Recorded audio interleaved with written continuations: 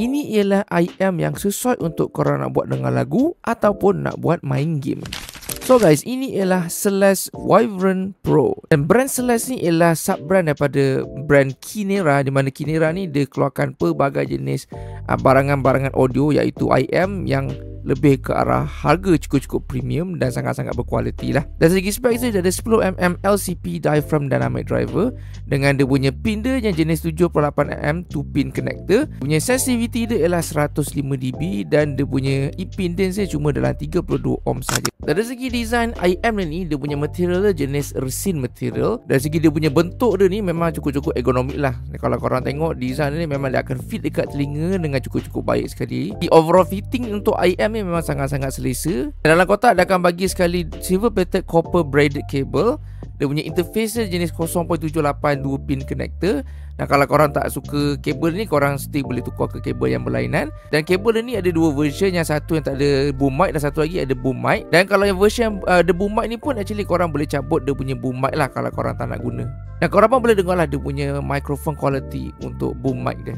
Testing 1 2 3, testing 1 2 3, testing 1 2 3. So guys, ini adalah cubaan mikrofon Celeste Wyvern Pro.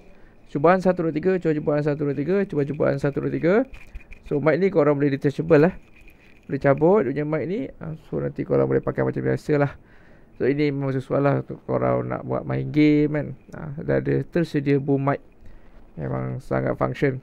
So cuba 1 2 3, cuba jual mikrofon, cuba jual mikrofon, cuba jual mikrofon 1 2 3. Dari segi sound quality untuk IM ni, dia punya signature dia lebih ke arah mild V shape, di mana dia banyak refer kepada Harman Curve 2019.